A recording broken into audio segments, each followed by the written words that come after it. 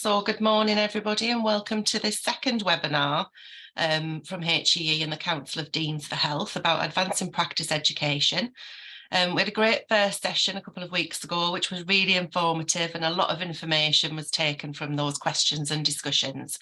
So thank you to Bev Arden for her informative and honest update, and to Cathy Haig as well, our chair for the session, who is chair of API and principal lecturer at Cumbria, as well as part of this group. So thank you to everyone for attending today. I know it's a busy time of year in academia and in clinical practice as well. Today, the focus of our session is for looking at credential implementation and programme accreditation. I am your chair today for the session. For those of you who don't know me, my name is Melanie Clarkson and I am an MSc course leader for advanced clinical practice in radiotherapy and oncology at Sheffield Hallam University. I'm a committee member for API, the Association for Advanced Practice Educators, and also part of the HEE and Council of Deans for Health Advanced Practice group. So our speakers today, unfortunately, Katrina McLean isn't able to attend today, but has inputted into the session with Dr. Sally Gosling, who's our subject matter expert in credentials at the Centre of Advancing Practice for Health Education England and part of this advanced practice group. She will be presenting on the Centre's approach for credentials and credential implementation. We will then have an open floor for questions and discussion, a short break, and then we'll return for Natalie Ruscoe to lead for the programme accreditation, who is the lead, for the programme accreditation at the Centre for Advancing Practice at HEE. I'm a member of this group as well. So we'll have that update on accreditation, and then again the opportunity for questions afterwards. Just to ensure that the session runs smoothly, can I please ask that questions for speakers are put in the Q&A tab at the bottom of your screen. The chat function is open, so you can use that to communicate with each other as a discussion format. I am hopeful that this is going to be quite an interactive session. So Q&A for questions to speakers, and chat for discussion within the group. We are hoping that all of this information will be taken back and reflected upon as well. Our hands up function is working. Somebody's just popped their hand up. I don't know whether Felix, whether Faye wants to nip in there.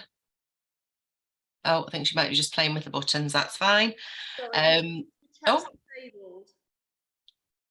Hello, Faye. Hi, can you hear me? I can, yes. Right, yeah, I've just tried the chat function. It says it's disabled. Oh, right, good spot, thank you. Felix, does that need to be? Yes, I'm fixing it. I think it's all right now. Perfect, thanks so much, Faye. No problem. Okay then, so what we'll do is we'll move over now to Sally to go through the credentials section of the webinar. Thank you. Thanks very much, Melanie. And as you've said, Katrina McLean has needed to send her apologies today, but did work with me on the preparing for this session. So I'm going to talk to you about credential implementation, particularly from a delivery perspective for universities. And just talk through some of the expectations we have around credential delivery, to test those out with you and really to explore through question and discussion afterwards around how we can best support that process.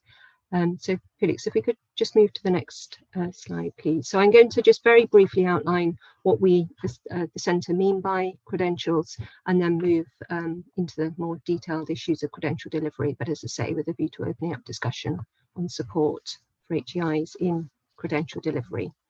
So if we could just go to the next slide, please, Felix. Thank you. So I just thought it would be helpful to start off with a brief explanation of what as the Centre we mean by credentials, and that's very much respecting that other organisations, including some professional bodies and other organisations, already use the term credential, but not necessarily in the same way that we as the Centre do. So we recognise the real importance of clarity in the approach that we take. So just to stress, the meaning that we bring to credentials is very much in line with the NHS long-term plan published in 2019, and brings to the fore and seeks to address priority areas raised by the 2019 long-term plan, but obviously with a view to moving forward with new priorities. But it's absolutely with a focus on addressing priority population health patient service delivery need through developing standardised, effectively capability and curriculum frameworks in particular areas of practice. But we expect those frameworks, those credential specifications, as we call them, to align fully with HE's 2017 framework of multi-professional capabilities. And we expect all credential specifications to address workforce development needs at advanced practice level on a multi-professional basis. And if an area could and should be developed and addressed at a uni-professional basis, we wouldn't see that the approach of HE in the centre would be the most appropriate solution to meeting that need. So we produce credential specifications that effectively form those capability and curriculum frameworks, and they're really designed to serve as blueprint documents for delivery by universities within your advanced practice education provision, and that's really what we'll be focused on today. But I think it's probably just important to stress that we see credentials as just one strand of the advanced practice agenda and contributing to one contribution to workforce transformation, and really as one solution to developing area specific advanced practice capability and capacity, and I'll come back to those points in a few minutes if that's okay. But if we could just move to the next slide, please. Thank you. So this just gives you an overview of the credential specifications that have been developed to date and where they are up to in the process. So those in green are all available as open source documents via the centre's website. Those in orange have been through our endorsement process. They've been out to independent review, and we're just finalising at the moment as documents, and they should be released as credential specifications by the end of March. And then those that in blue and yellow are at different stages of our endorsement process or currently in development. But that just gives you a sense of the current areas of practice that credential specifications either already address or are due to address. So if we could just move to the next slide. Thank you, Felix. So just to put our approach to credential implementation into context, and some of you will have been involved in our work last year on exploring more strategic issues to do with credential implementation, by which we mean delivery and take-up. And we did develop a strategic implementation plan. And that really focuses on grappling with some of the complexities around how credentials can help to meet workforce demand and how they can be a solution to responding to that demand. So that's both current workforce demand, and where advanced practice capability and capacity can make a real difference to meeting population and patient service delivery need, or projected need, where the scale of that need might be national, or it might be best addressed at a national level or at a regional level. How we develop pragmatic, sustainable, realistic approaches to credential delivery to meet that identified demand and need, and I'm sure we'll come back to those issues of what's realistic to do from a university perspective, but also how we integrate credential delivery and take up into HEE's funding rounds and processes in the medium and longer term, in order that it becomes an integrated approach to addressing and developing advanced practice workforce development needs. And then in turn, Nat and I are very much looking at with colleagues about how we take an integrated approach to how we assure the quality of credential delivery and take up, but do that in a way that fits with broader centre quality assurance processes, and obviously with programme accreditation being much more established and familiar to as universities than our approach to credentials. And then we're very much taking a continuous learning approach to activity, because this is obviously quite a novel area for everyone, and we're seeking to really distill learning and apply learning as we go along, and that includes in terms of informing how the design of credential specifications is formed by our learning to date, as well as obviously what's going to be effective and useful from a credential delivery and take-up perspective. So just to move to the next slide, please, Felix. I just thought it'd be helpful to provide a few points of clarification of sort of what we mean and what we don't mean. So we're certainly not thinking that all areas of practice need to be suddenly covered by the credential, and that fits with the definition I provided at the start. So that isn't a value judgment about different areas. It's about where there's a sense of a credential can make a real difference to expediting workforce development capability and capacity at advanced practice level. And we're certainly not expecting suddenly all universities to deliver all credentials. We fully respect that it will be for universities to choose what you want to engage in and in delivering, what fits with your established provision, what reflects your existing expertise, and what fits with your own institutional plans. And we recognise that approach is absolutely key to it being a pragmatic, practical, realistic, sustainable approach. And then likewise, we recognise that our approach to assuring the quality of credential delivery has to be proportionate and purposeful and have meaning in its own right. We want to guard against anything that is off-putting to you as universities in terms of delivering credentials, but at the same time, we need to make sure our approach really upholds the whole purpose of credentials, which is that standardised approach to workforce development to meet high priority areas of need. So to really build the credibility of credentials, that standardisation of learning and development and workforce capability does need to be assured. And then we want to take a non-prescriptive, flexible approach to credential delivery, but also ensure due clarity for all parties. And obviously flexibility kind of by definition creates some complexity, but we want to ensure our approach is clear. And as I move on to the slides that sort of test out our thinking on that, it'd be really useful to gain your feedback. And then obviously we need to make sure that credentials are responsive to workforce development need. They really support workforce deployment, they support local governance arrangements, and that ultimately they're responsive to demand. But we also need to make sure that supply is responsive to demand. And again, that's an issue that we are keen to have more discussion with you about. So just to move on to the next slide, thank you. This is a very simplistic way of just showing how we envisage credentials will be delivered and taken up, and it's not to scale. So the the second and third rows should sort of extend beyond the length of the top row, but it's just a way of capturing it on a slide. But essentially this slide is indicating that we expect and hope that credentials will be fully integrated into advanced practice MSc provision.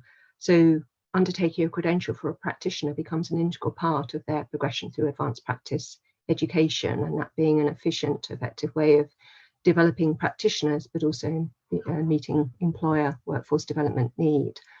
But more pragmatically, we know that we also need to have a flexible approach that enables practitioners who've already gained an advanced practice MSc, or practitioners who successfully complete the centre's e-portfolio supported route, can also engage with credentials. So could do that as after they've completed either an MSc or a supported route. So that mixed mode approach is really quite important, both from particularly from a take-up perspective, but also obviously what that would mean for you as universities in terms of delivery.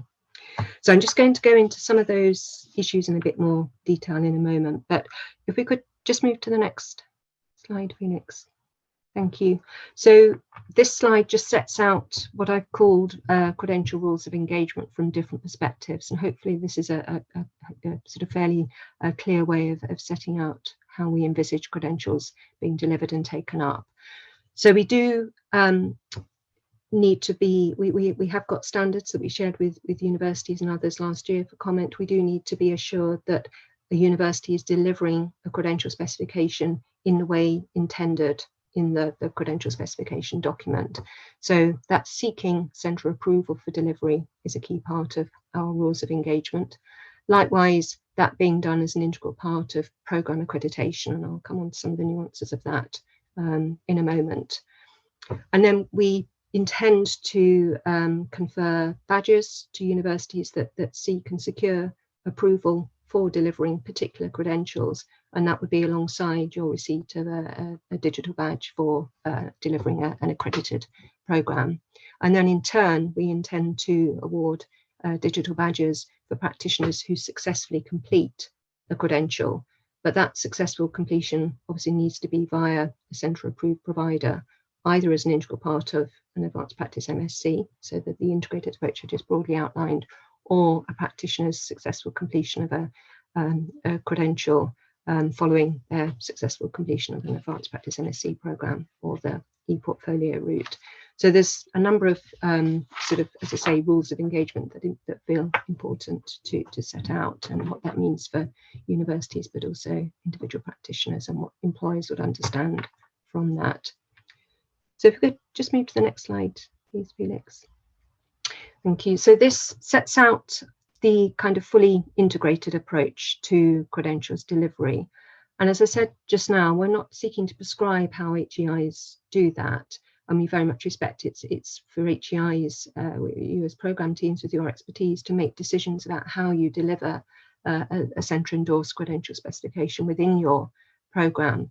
But we obviously do need to be assured that you meet the requirements for both programme accreditation and approval of credential delivery. So that will be tested out through our integrated quality assurance approach. And we wouldn't dictate in any sense that that integrated approach would need to lead to a particular award, or make any stipulations about how you award or reflect that area specific route using the credential. But we respect that obviously that needs to fit with your institutional regulations. So if we just move to the next slide. Thank you. So we really envisage there's different ways in which a credential could be integrated across and within a whole advanced practice MSc programme, and we're beginning to have discussions with individual universities that reflect these different approaches. So it could be that the credential route is the sort of singular pathway within an advanced practice master's programme. So that might be particularly the case if that programme has in its own right an area specific focus. So that area specific focus would align with a particular credential. It could be that the credential provides the basis for a pathway alongside other routes through a more generic advanced practice programme, and that could be either a singular area specific route through the programme, or it could sit alongside other area specific routes, some of which may be credential defined or might be defined through other frameworks and other approaches and existing provision that a university has. And a university might also seek to demonstrate delivery of a particular credential specification across a whole generic pathway, and that will be mapped by the university fully against the credential specification. So I think we recognise that it's very much for you as universities to determine that, and we really see that this model of integrated delivery would be particularly relevant to the kind of larger volume credentials, and some of them certainly have span the whole of the generic capabilities, and it would be more appropriate for those types of credentials that one of these models would be most appropriate. If we could just move to the next slide. Yes, thank you. But likewise, credentials can be delivered in more modular formats, and again, that modular format can be variable. It might be modules that are credential specific. It could be through shell or learning contract modules, or it might be through learning that it is developed through more generic or shared modules. And again, we'd very much respect it's for university to decide, and obviously dependent on existing provision. So just to move to the next slide. Thank you.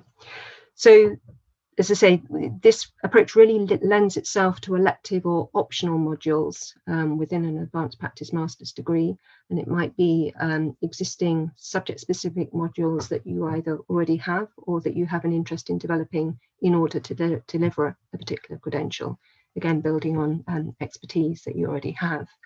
It may be that you have existing shell or learning contract modules within which you can envisage you would be able to deliver individual credential specifications and meet demand, or it could be a combination of both. And obviously we respect as well, different universities have different design features of advanced practice programs and different amounts of optional or elective credit, and that might make a difference as to how easy it is to use this approach. But this model is more appropriate for the sort of smaller volume credentials, and we a number of the ones that have already gone through endorsement are more of this type, as some have more of the higher volume type. And then just to move to the next slide, please, Felix. Thank you. The other approach that goes back to the diagram I just showed a few minutes ago is the fact that we do envisage credentials being delivered on effectively a standalone basis for take up by practitioners who already hold an advanced practice MSc or successfully complete the Centres e-portfolio supported route. So in the standalone model, the delivery will be building on the practitioner's existing advanced practice capability, as demonstrated through the completion of an MSc or the portfolio route. And the credential itself will be delivered by one or more modules effectively on a standalone basis. And the amount of credit attached to that could correlate with the university's award of a postgraduate certificate. Again, it would obviously depend on the value, and it would depend on how, as you as a university wanted to give due recognition through your awards structure. And again, credentials could be delivered either through credential-specific modules in the way that I just outlined, or they might be delivered through shell modules, or it could be a combination. But obviously, workplace-based supervision, learning and assessment is an integral part of all credentials, so that would have to be built in to any credential delivery. And it's possible that a standalone delivery of a credential for existing advanced practitioners could be delivered alongside or integrated with a pathway that's integrated to an advanced practice programme, and that obviously might have benefits for achieving sustainable numbers, achieving economies of scale, and optimising the learning value for all practitioners engaging with that particular credential. So again, we wouldn't be at all prescriptive on that front. But again, we do plan to link this approach to standalone delivery to universities having already engaged with programme accreditation, so that we're really, through our quality assurance approaches, building on the intelligence and our understanding of what you've already shared with us about your advanced practice programme provision, such that we can take a proportionate sort of streamlined approach to how we engage with you as universities from a credential delivery perspective. And again, that might be something we want to come back to. But if we can just move to the next slide, please. Thank you. So I'm just going to finish by just talking through some of the support that we're continuing to provide to you as universities around credential delivery. As I said at the start, respecting that this is a novel area for all of us, and we can see that credential delivery and implementation should have huge value for responding to advanced practice workforce development and deployment needs, but it can also be seen as something that does sort of shift approaches to advanced practice education. And obviously we want to do it fully, engage in those appropriate shifts fully in partnership with you as universities, both at a collective level, but also at an institutional level. So we are in the process of producing a suite of resources to support you as universities. So as I mentioned, we have the standards that set out our expectations of delivering credentials and seeking central approval to do that. So alongside that, we're producing guidance around engaging with the standards, but also how we'll implement the standards as part of our broader centre quality assurance processes. And we're also looking to produce both more general and more detailed guidance, recognising some of the complexities involved, seeking to avoid any sense of prescription, but wanting to help work through what's possible and feasible. And one issue that certainly has come up in our previous discussions with the Council of Deans around supporting advanced practice and credential delivery in particular is supporting academics teams make the business case within institutions of why delivering credentials would be a useful, pragmatic, expedient thing to do. So we're just working on some guidance at the moment that really supports teams make that case, recognising that it's not necessarily a straightforward case to make, but obviously we want to very much support how you're able to do that. And then we're also just working on a template that supports you as teams with planning and decision making. So again, not to be at all prescriptive, but just to support a structured approach to thinking about whether credentials are of interest to you, and if they are, which ones, and how you might go about delivering them. So that suite of materials will be available shortly. And then we continue to be keen to engage in sector-wide collaboration, and that's recognising the sort of national, regional dynamics, obviously working strongly via the the regional faculty team, so working strongly across HE structures, including to engage with you as universities at a regional level, but also to do some kind of credential-specific engagement activity where there's particular aspects of our approach to credentials or particular credentials that we feel would be helpful to have some really in-depth discussion on, both with universities but also with other stakeholders. And then we're really keen to explore how we can support and promote HEI collaboration to respond to demand. And I think this is probably the key area that comes up in all discussion, very understandably so, that there needs to be a really developed understanding of what the workforce demand is, both now and what can be projected, such that you as universities can have a confidence that there is a demand there. That demand isn't just short term, it's something that's going to continue. That pipeline of demand will continue, such that you can build your plans for credential delivery with an assurance that that will be something that is feasible to sustain and won't be just a response to a one-off short-term need. So that dynamic between supply and demand we recognise is absolutely essential to work with you as university sector on very strongly.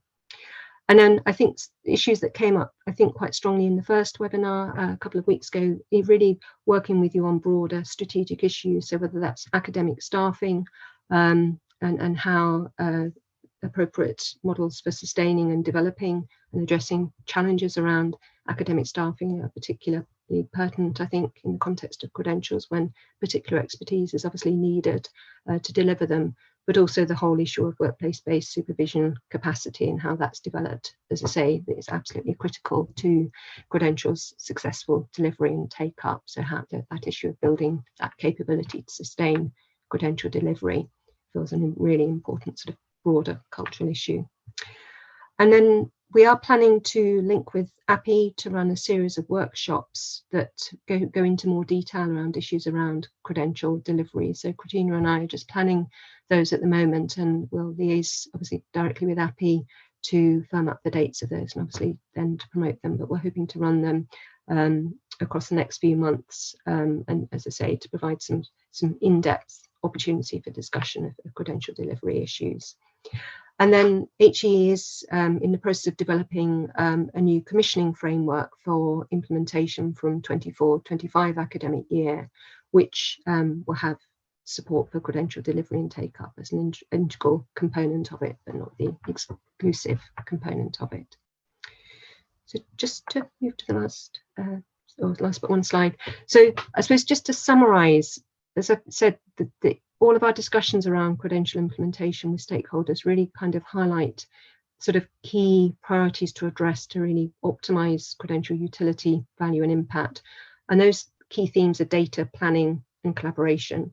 So as I say, we have a really strong sense that we need to explore how we can really develop stronger workforce intelligence to really have a more keen sense of what workforce demand is now and a projected sense, and how then supply of credentials can respond to that demand. So how do we do that via the ICSs, ICBs and workforce transformation approaches, so that intelligence and data comes across really strongly, but likewise us understanding interest and expertise and around specific supply of individual credentials. Then planning, I think we know that we need to have realistic lead-in times for how supply can respond to demand, how obviously you as universities can, where you make a decision to deliver a credential, how you can appropriately prepare for that. So that realistic planning is obviously absolutely essential for taking a sustainable approach that's going to be realistic and not just something that makes assumptions that are unrealistic and not going to be successful or effective. And then I think the whole issue of collaboration. So I'd see that around how do we support teams within universities to work collaboratively, to optimise expertise, to deliver credentials? How do we support universities to work more collaboratively in order that there's a kind of coordinated response to supply of individual credentials? But also how do we really support collaboration across all stakeholders such that demand is better understood and supply can then be more responsive to that? So those issues do, and those kind of key topics feel quite pertinent to how we move credential implementation forward effectively. So if we could just move to the last slide, please, Felix. So this is very much just to sort of start discussion really, but so I haven't been able to look at questions that have come up as I've been speaking, but really our focus is building on what I've just outlined that we're planning to do, the approach we're planning to take. How can we support HEI delivery of credentials by optimising enablers, addressing barriers, or strengthening partnership and collaborative working. So those might be topics that you might want to discuss, but I appreciate you might well have other things that you want to raise. But I'll hand over to Melanie, if that's okay, for entry into discussion. Thanks very much, anyway. Thank you. Thanks, Sally. We've got a few questions that have come in, mainly around some clarity just from the slides. So Lee was asking if credentials are still going through review. Do we start the e-portfolio route yet? Lee, I guess that depends on whether you've already completed a full MSc and on personal circumstances, I guess, Sally. What would you suggest there?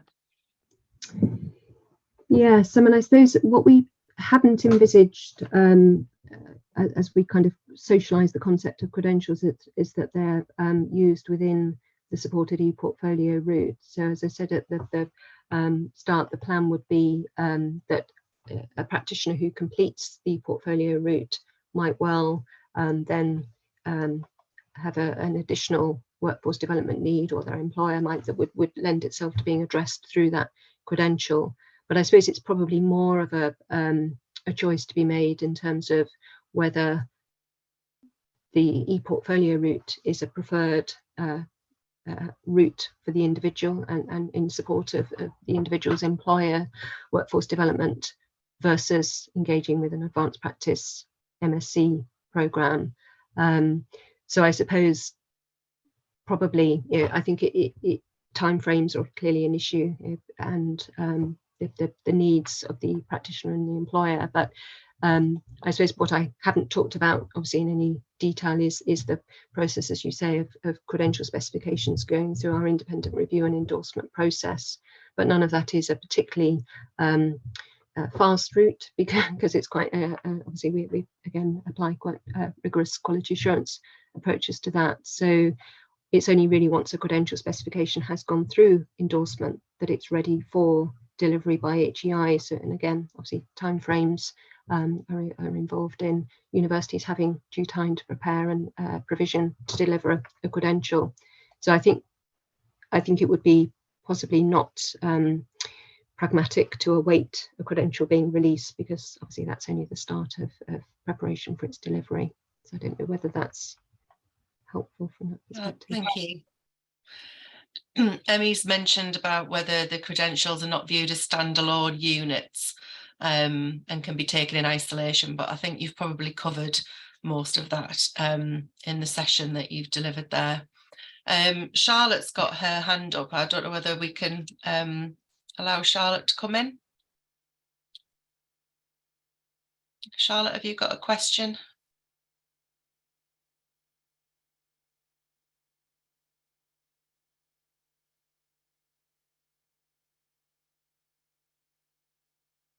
You just need to unmute, Charlotte, if you wanted to come in.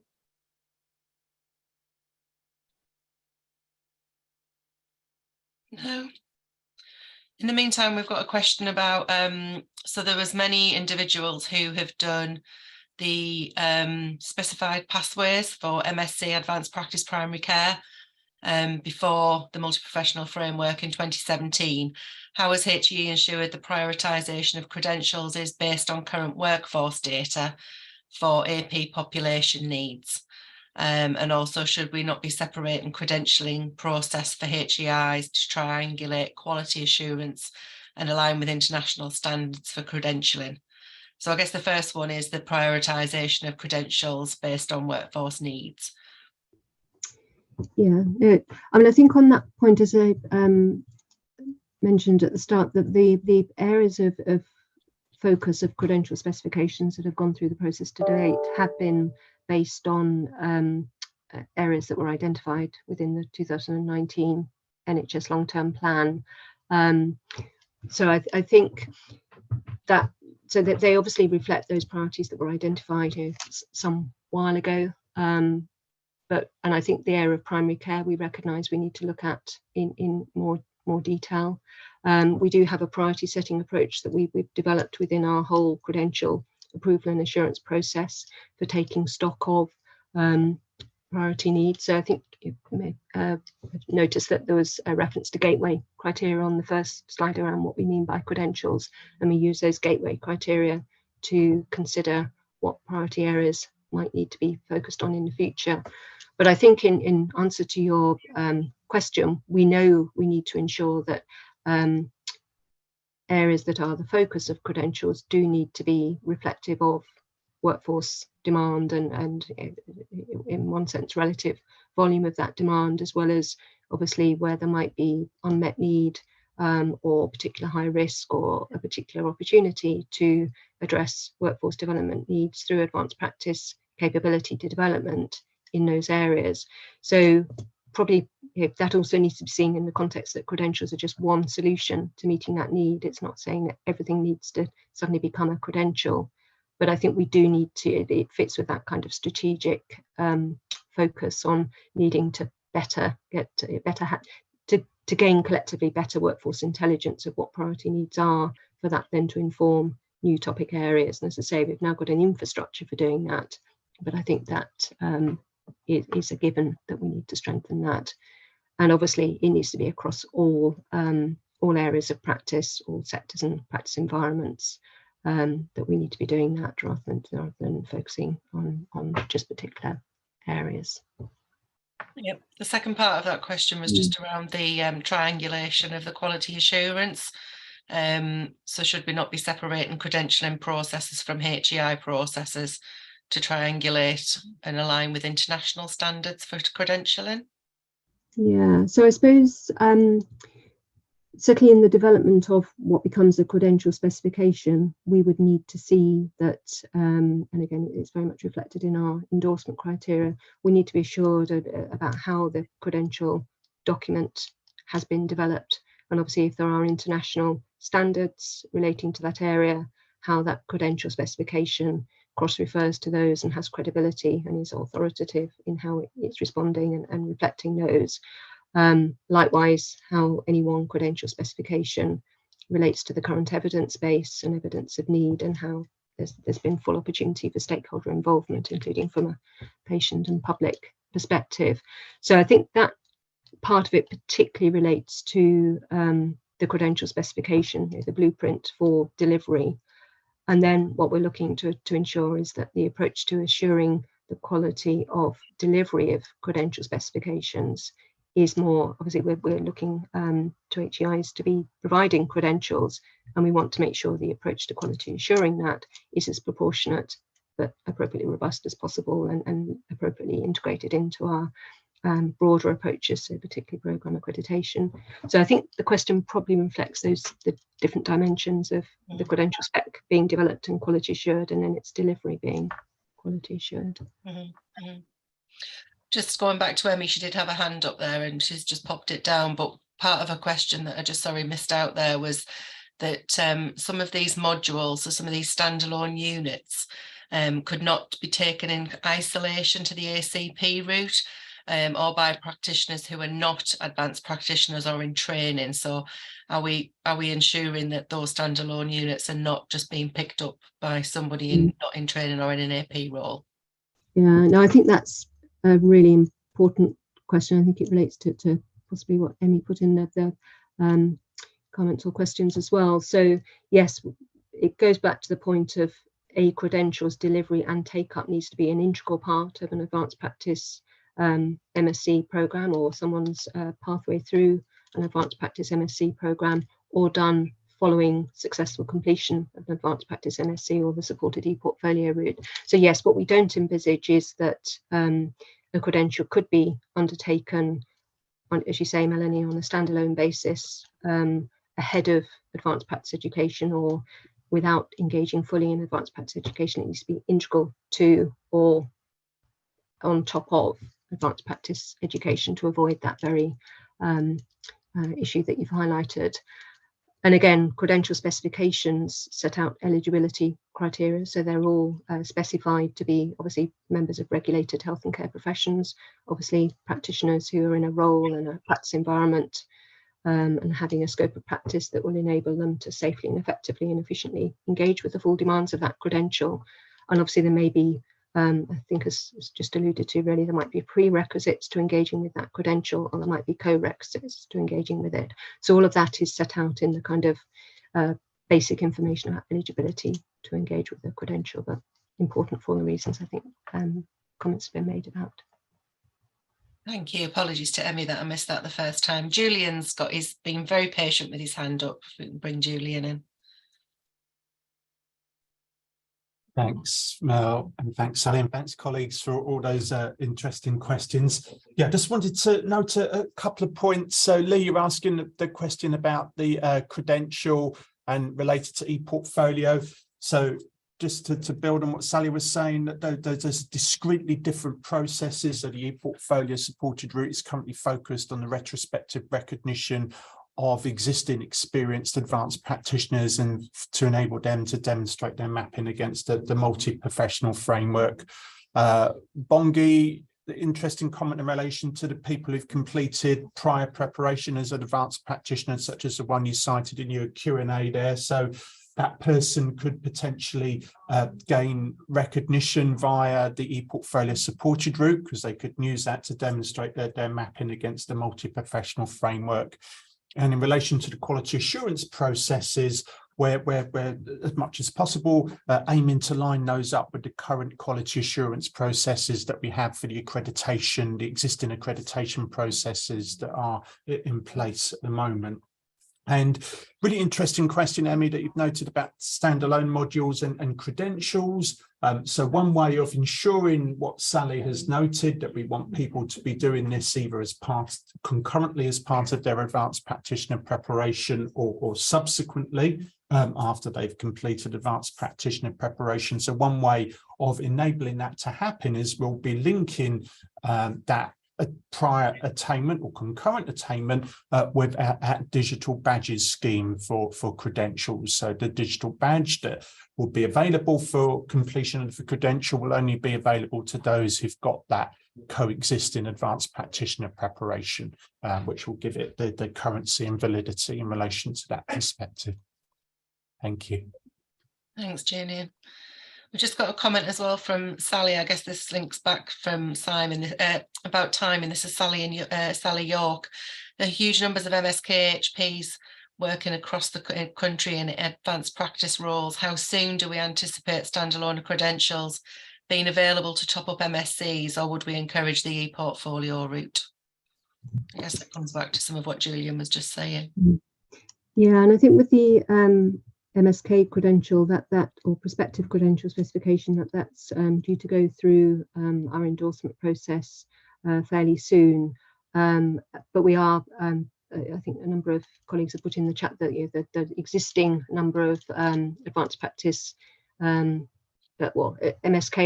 MSc programs, and we want to do some specific work with universities and other stakeholders to explore how we can best socialise an MSK multi-professional credential specification, recognising that the context in which that already sits with existing provision.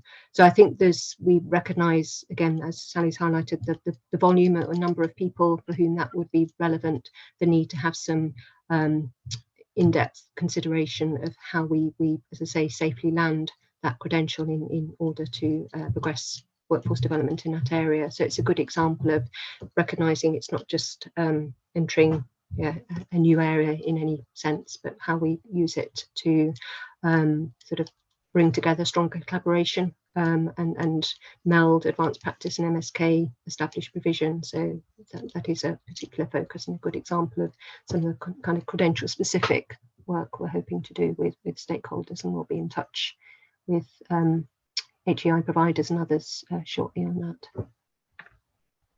And he's just picked up on the MSK comment as well about other organisations such as MACP approve routes. Does HEE see them as equivalent to HEE credentials? Well, I think that's something that we want to explore fully through the workshops I just mentioned. So drawing in specialty organisations as well as HEIs to explore the complexities of those issues. But yes, I suppose again that area is a good example of where The credential specification does build on international standards in the area, and very established national standards that build on the international standards, and that really usefully moves things forward from an advanced practice perspective. So that's kind of an example of many of the comments that have been made, but it also reflects on the complexity that we need to work through to optimize, as I say, utility, value and impact of a credential in that area to really grow workforce capacity and capability, not just to be a sort of incidental add-on. So yeah, that's certainly something we're in the process of picking up at the moment, ahead of the credential getting through the endorsement process. There's a comment as well from Sarah around that she's already credentialed with RCN, and is that transferability to a HEE credential? I'm assuming are they two separate things? Yeah, I mean, I think it's a good question, because it highlights both that, as I said at the start, we know that we use the term credential differently from some other organisations, and obviously the RCN is a good example of an organisation that has a very established approach to credentials or credentialing. But I think our approach is to be quality assuring components of learning and assessment in the way that I outlined. It isn't about credentialing individuals in the way that I understand the RCN approach does. I suppose the other difference, just to highlight, is obviously our approach to credentials is by definition area specific components of multi-professional advanced practice capability and capacity development, whereas my understanding of some other credentialing models is it's giving recognition of advanced practice that the individual evidences, but it's not necessarily area specific. So I think it's again a question that usefully flags up we are using terms differently from other organisations, and it really, as I say, reinforces the need for us to be really clear about what we mean and we don't mean. And I suppose just to clarify, we use the term credential because it was the term used in the NHS long-term plan in 2019. Arguably, it isn't the most logical term or the most user-friendly term to use to be clear on what we mean, but it is, yeah, that's why we use it, because it was specifically referenced in that 2019 key document. Oh, thanks, Sally. Julian, do you want to pop back in there?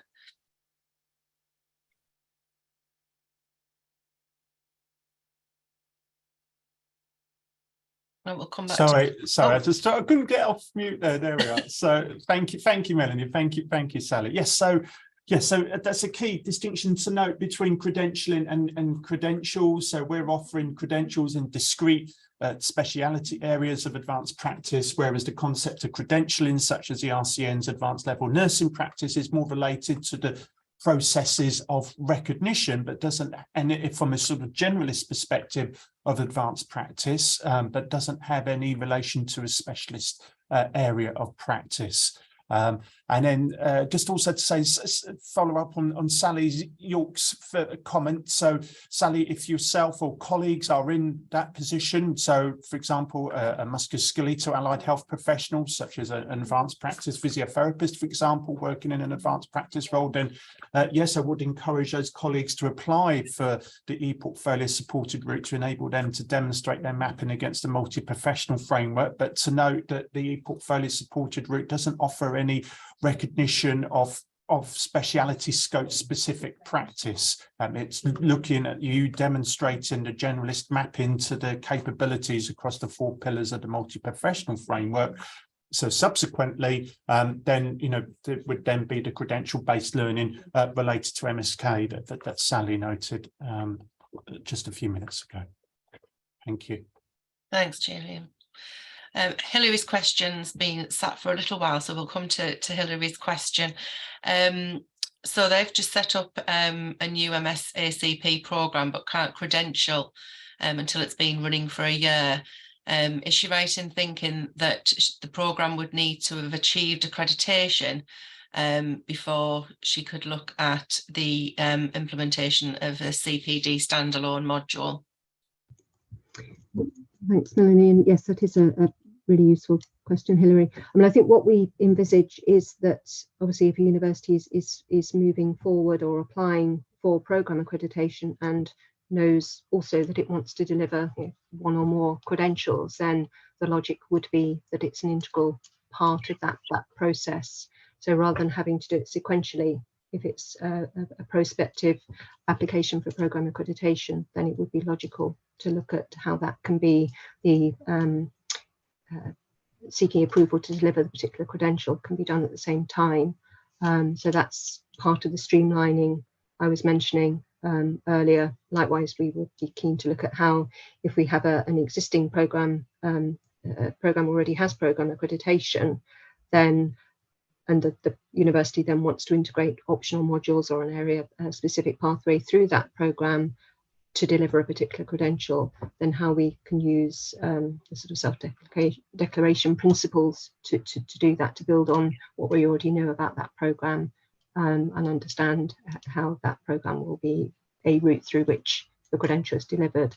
So it's that kind of detail of making sure that the quality assurance approach that we enact is proportionate and not overly burdensome, but provides assurance that individual credentials delivery will be in line with the specification, and we can have confidence about the reasonable consistency of quality of learning experience and quality of outcome across different universities delivering those credentials.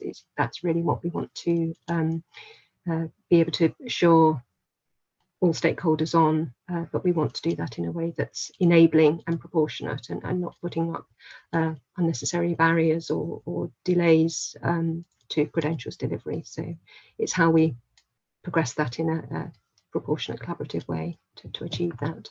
But yes, very happy to pick up on specific queries as a follow-up to this session.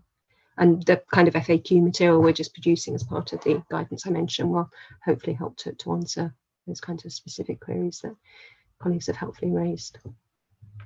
Thank you. And Brian's just asking if there's been any work on credentials within healthcare science. Not well. I think possibly the School of Healthcare Science is exploring issues in that area, but there could obviously be some credentials that would potentially be relevant to healthcare scientists, obviously at an advanced practice level.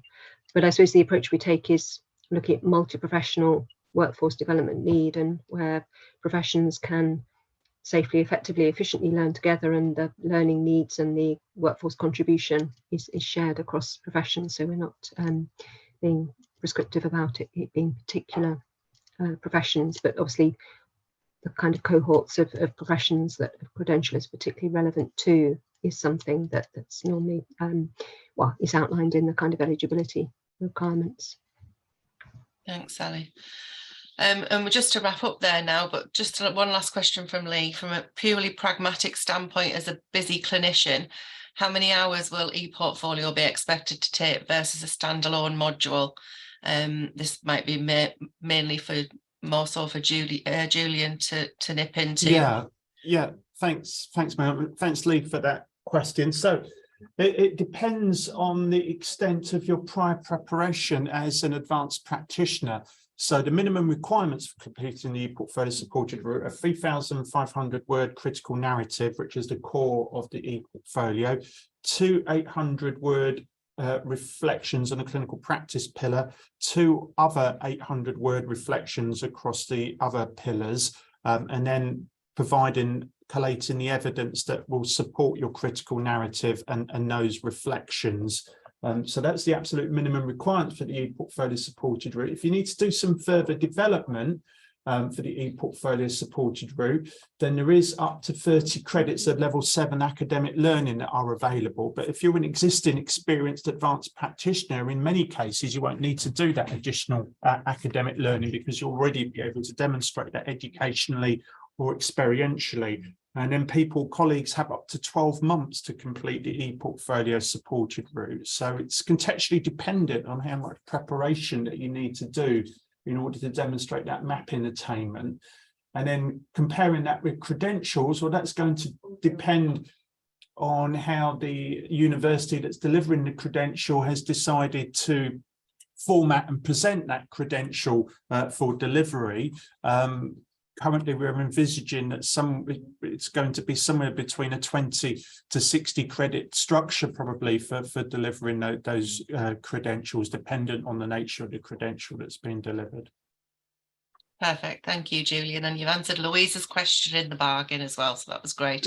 And just very, very quickly from Faye, just to clarify, you can't gain an AP digital badge by only obtaining a standalone module. It needs to be via a fully accredited MSc in advanced practice or e-portfolio. Sorry, Melanie, just to clarify, so it would need to be, yes, as an integral part of complete practitioner completing an advanced practice MSc, or following their successful completion of an advanced practice MSc or the portfolio route. But as Faye said, we're not looking at credentials being delivered on a standalone basis and digital badges being conferred to practitioners as a result of that. So it is to ensure that credentials are embedded within advanced practice education, the journey that a practitioner undertakes, whether that's integral to or following on from, if that makes sense. Thanks, Sally. So I'm conscious of time, we need to fit in a 5-minute break. Thank you for all of your questions. I think to summarise, obviously we've got the HEI barriers and awareness around what credentials are, and obviously from a practitioner level of what personally is the best way moving forwards. And obviously that's not sometimes an easy and simple answer, but HE are obviously there to discuss that further with you in your faculty areas. If we can grab a quick break now, and if we can return at 11:05 for Nat to go through programme accreditation. Any other further comments, please still pop into the chat. This will be recorded and sent out later on, and obviously any specific questions for our speakers in the Q&A box. So that's great, thank you. We'll see you back at 11:05. Julian, we have got a request in the chat from Charlotte, if you can put in the difference between supported portfolio and credential. He found that very helpful. So I think just some narrative in the chat would be fab. Okay.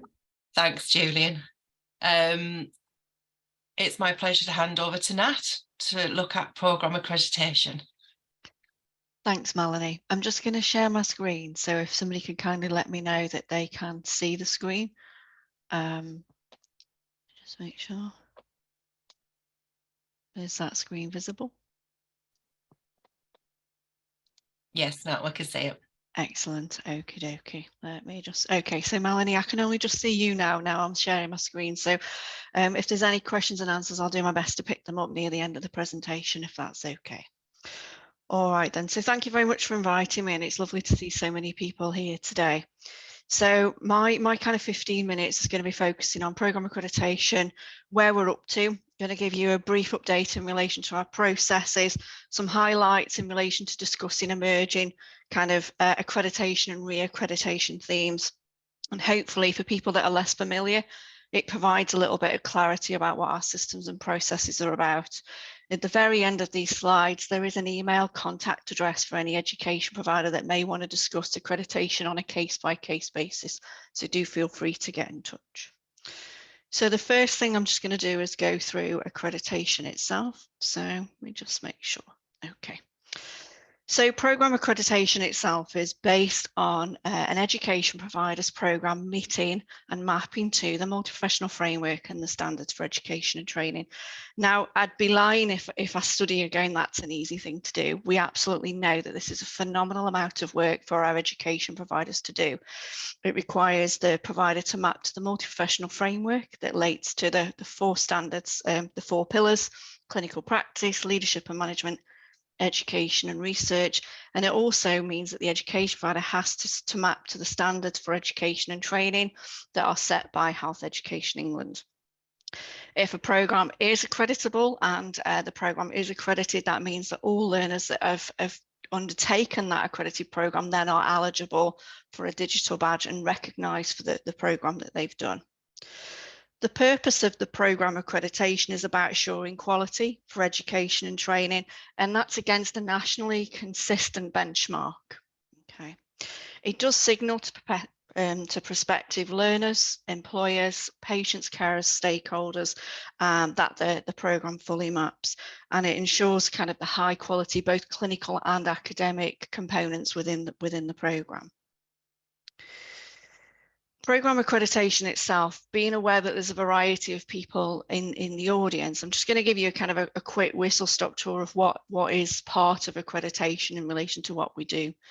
So we accredit existing programmes, so programmes that have been running for more than 1 year. And the first port of call is to very much talk to us and the regional teams and arrange a date for submission.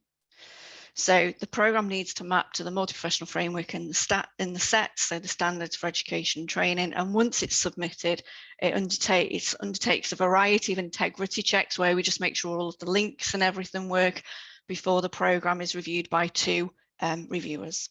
Our reviewers are from a multi-professional background, and they will be from both academic and clinical backgrounds also.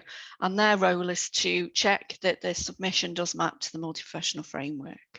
There's an opportunity within that mapping and that review for reviewers to go back to an education provider if they feel that there's something that they need clarity on or additional information. But ultimately, the reviewers will make a recommendation in stage 5 whether the programme is to be accredited with conditions, without conditions, or accreditation not granted. The independent panel will review several programmes all in one go, and they'll be scrutinising the integrity of the review and benchmarking in terms of standardisation, because obviously one of the things that we're really keen on is to ensure that there's a consistent approach throughout the board in relation to programme accreditation.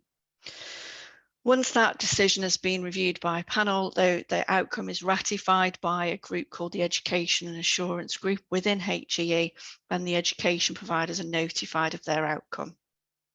If the programme received conditions, they have 12 weeks to return those conditions, and upon receipt of those conditions, should be fully accredited if those conditions have been met. That then places the programme into a post-accreditation phase where there's a lot of work that goes on behind the scenes to make sure their programme then sits on our website in terms of being an accredited programme, and that's where graduates of those accredited programmes start to be notified that it's an accredited course and they are able to apply themselves for a digital badge.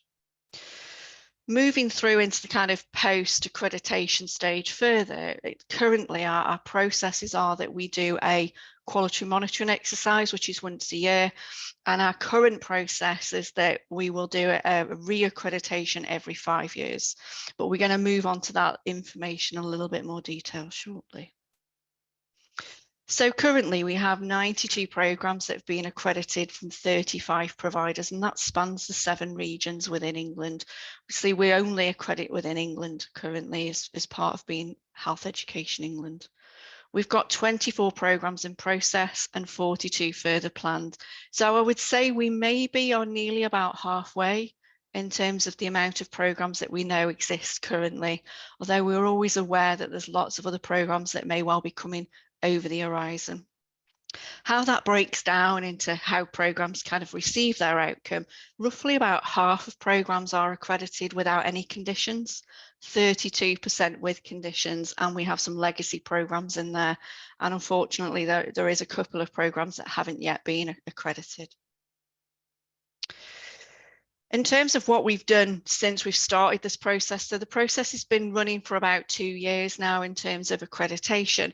And one of the things that we did recognise was that programmes that run both an apprenticeship and a non-apprenticeship programme, they're separate awards and they have separate recognition in terms of one being an apprenticeship and one not. But we recognised last year that by kind of looking at the data, most of the programmes from education providers, they run very similarly. So whether they're an apprenticeship or a non-apprenticeship, with the key differences in the majority of programmes being just the endpoint assessment and maybe some kind of module kind of credit difference near the end. And we were able to map that these programmes often got the same outcome. So accreditation with or without conditions, and often they had the same conditions or recommendations and accommodations attached to them as well. And that allowed us to think about, is there a way that we can streamline some of our processes? Because we do recognise that it is a significant amount of work, and to submit the same similar information twice is burdensome for the education provider, but also duplicates work for our reviewers. So we looked at whether or not it was possible to pilot a self-declaration specifically for apprenticeship programs, and that pilot started over last year, and we're able to kind of report that that's really gone particularly well. The feedback from our education providers is really positive in relation to the self-declaration, and so far that's gone really well. So that's likely to be something that we can kind of promote more actively into the future. If there is a program or an education provider sitting out there and they're due to be accredited, don't worry, we will be in touch. If you've got 2 programs, we will meet with you and we'll discuss your eligibility to see if this is an option for you. Okay. For people who've obviously gone before, sincere apologies. I know you will have had to do 2 submissions, but I hope it does demonstrate that we are actively listening and trying to streamline the process where it's possible. Another consideration that we've piloted in relation to self-declarations is regarding legacy programs. So we know that there are existing programs that are out there, and sometimes these programs have been accredited or revalidated by an education provider, at some point in the near distant past. And they may well have a program that is very similar to the one they're running now, but it was their legacy, their older program. And we are open to reviewing them programs via a self-declaration if the program is very close to the one that we've just accredited, or we could look to do a full submission for anybody where it is a little bit different. But the key things really with the legacy programs is it must still map to the multi-professional framework. And that's obviously more challenging the older that the program is. And we know that some people's programs would have changed quite radically through the evolution of advanced practice, and some people's, depending on the timeframes, may be very similar. So the message again to education providers, if there's anybody thinking, could this be something that we could look at, please get in touch. And again, we can discuss this with you on a case-by-case basis. So in terms of reaccreditation, so I've mentioned that we are currently have a process where we accredit you, and we do annual quarterly monitoring, and then every 5 years we will reaccredit you. And what we've needed to look at is what would that process look like. The other part of learning that we've had from our annual quarterly monitoring is there's a fair few programs through natural evolutionary change that are changing their programs in between revalidation cycles. So that's kind of popped us into a situation of, well, what do we do then with these programs? Because they're not technically due to be reaccredited. However, they've made substantial changes which would warrant a quality assessment review. So we've started to undertake some reaccreditation work again last summer. And our first initial plan was to communicate with many stakeholders, and we've engaged through at least a dozen stakeholder events with education providers, the Patient Advisory Forum, the People Advisory Forum, at HEE. We've spoke to faculty leads, we've spoke to reviewers, we've spoke to lots of different people in terms of kind of gauge some feedback and thought. And following that, we've now started to create that approach. The engagement exercise was really helpful in terms of what it told us about what people feel reaccreditation should look like, and how we can build potentially on what we've already done. It demonstrated to us that there is a confidence in what we already do, that people feel that the approach does provide assurance in terms of the system. That wanted kind of ongoing assurance is required, but obviously there's concern about the proportionality of the approach that was taken within the existing kind of way that we've done it, which, I can see why, absolutely. So people were asking for an approach that was much more proportionate in terms of where we've done, how we can use evidence and triangulate it from other areas. But one of the key things we asked people during these events was, well, what does proportionality look like? And that is a really difficult thing to kind of achieve. And one of our kind of stakeholders as part of it said, well, it's a bit of a Goldilocks test. And it definitely is, isn't it? We need that robust quality assessment, that assurance that somebody maps to the multi-professional framework, but equally not that robust that it, you know, sends people off running with their hair on fire, or, you know, it becomes something that's way too big for people to engage in. So those are the kinds of things that people were asking for from the system that we currently do. So we've just in the early start really in relation to what the proposed approach may look like, but some of the things that we can look to share is that we actually recognise, and we know from the annual quality monitoring that we've already done, that change within advanced practice is inevitable, but we also must welcome it. We shouldn't expect programs to stay the same. We want to see them evolve. We need to see them evolve so that they are suitable for the workforce and the demands that are needed. So it is really important that our approach allows programs to change when they need to change, and that we can then adapt to that response. So the 5-year approach was just too rigid. We know that from that, if a change occurs, we need to ensure that that action that we take in response to that change is proportionate. So just because somebody's made a change doesn't mean that we should start back at the beginning and map everybody again to those 92 standards and capabilities. We need to have an approach that looks at what that change may be and what that impact is on the mapping to the multi-professional framework, because that's what we're actually here to do, isn't it? Our unique part in terms of HE and the Centre for Advancing Practice is the mapping to the multi-professional framework and the standards for education and training. So we need proportionate, we need something that's robust but adds value to what we're doing. Quality concerns could be triggered at any point. So whilst we're mainly talking about what changes may have occurred, if there was a quality concern within a programme, we wouldn't wait for a yearly cycle or a re-accreditation. So we're adopting the same kind of approach for changes.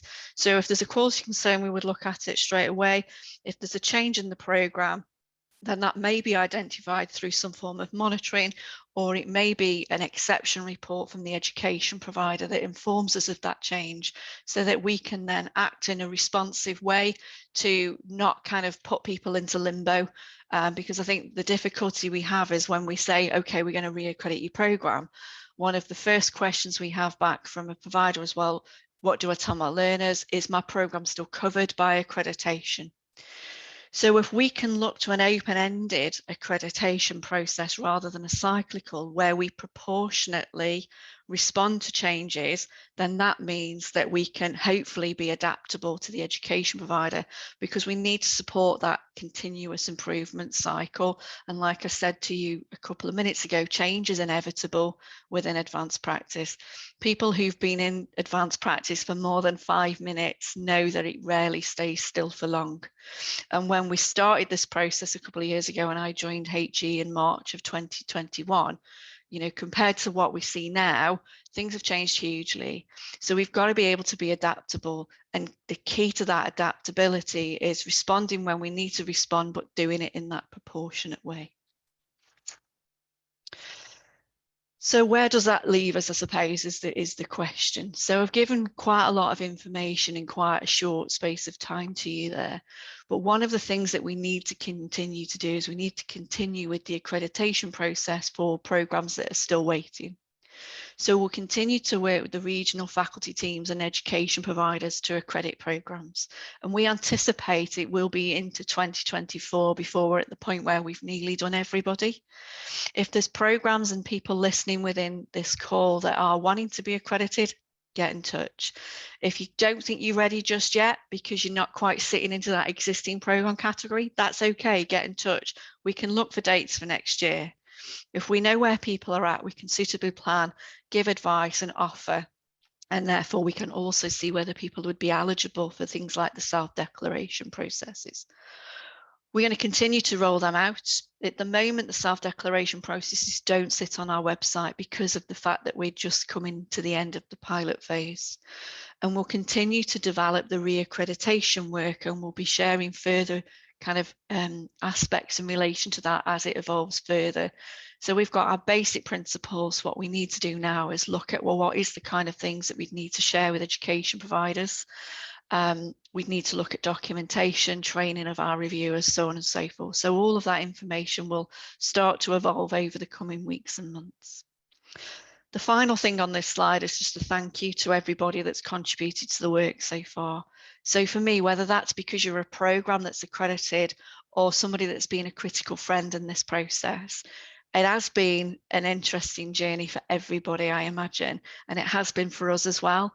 But for me, we're only really just getting started. There's lots of work that will continue to progress through the Centre for Advancing Practice. So I thank people for their patience and for their kindness as well as we take this forward. Thank you very much for listening. If there's any questions, then please do feel free to drop them in the chat or pop your hand up. But just in case anybody needs it, there's the ACP accreditation at he.nhs.uk email address at the bottom of that slide if people are interested in talking to us about their programme being accredited. Thank you very much. Thanks, Nat.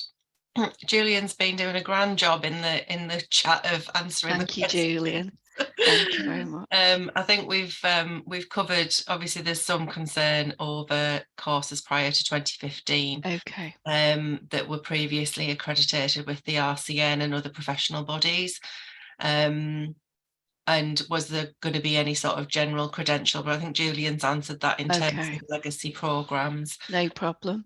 It may be worth, though, Sarah, you getting in touch with your university provider to see if there is any intention for them to be putting their programme through, and then that'll help you decide if you need to look at the sort of I think, Melanie, I think the legacies are a bit of a thorny issue, I think, aren't they?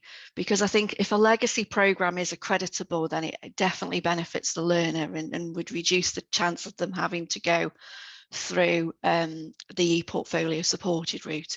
So I think I can absolutely empathise with a learner in terms of why they would want to have their programme accredited or their legacy programme accredited. And I have great sympathy because I sit in that category too. So the programme that I did for my Masters in Advanced Clinical Practice isn't eligible for a legacy accreditation.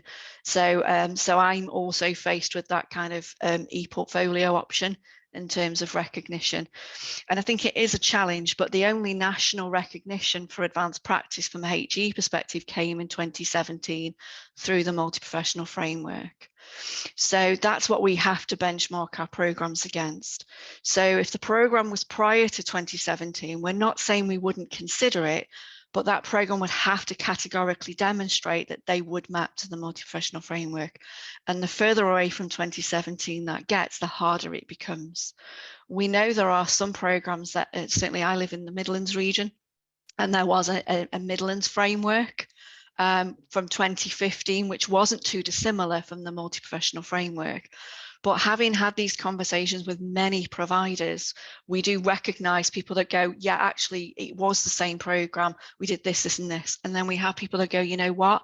We're going to have to hold our hands up. It just wasn't, and it didn't map to the multi-professional framework. And that's a brave conversation for our education providers to have. And I think it's just important that we recognise that it is a difficult grey space.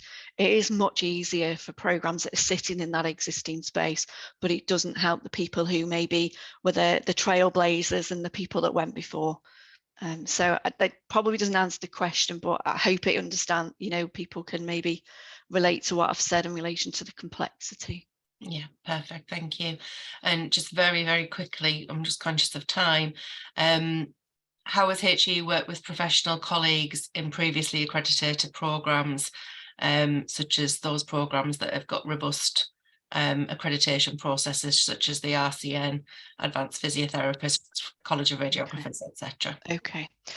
And it is a good question, and it is one that keeps, it does come up. And I think at the moment, there is no reciprocal agreements between HE and any other provider.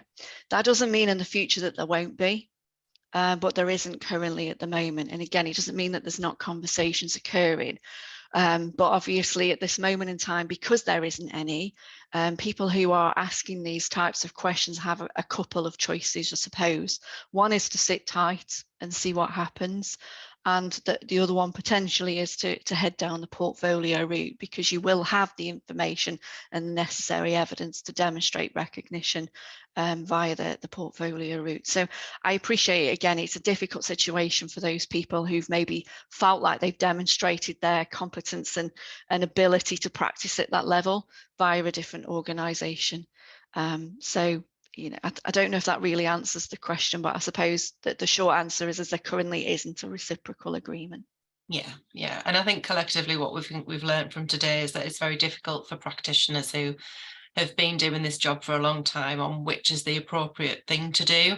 Absolutely. And I think that's where, if we can encourage practitioners to speak to their trust ACP leads and to reach out to their local faculties within the Centre of Advancing Practice for support, then hopefully we can get that conversation going. Yeah. That's perfect. Thank you so much to everyone for your participation today. We'll wrap up the session there. There is going to be a live feedback poll which will appear on your screen to feedback on the session. We do have our final advanced practice webinar coming on March the 6th, where we're going to be looking at sharing best practice in advanced practice with a panel-based discussion of experts, and numerous different topics will be covered in that session.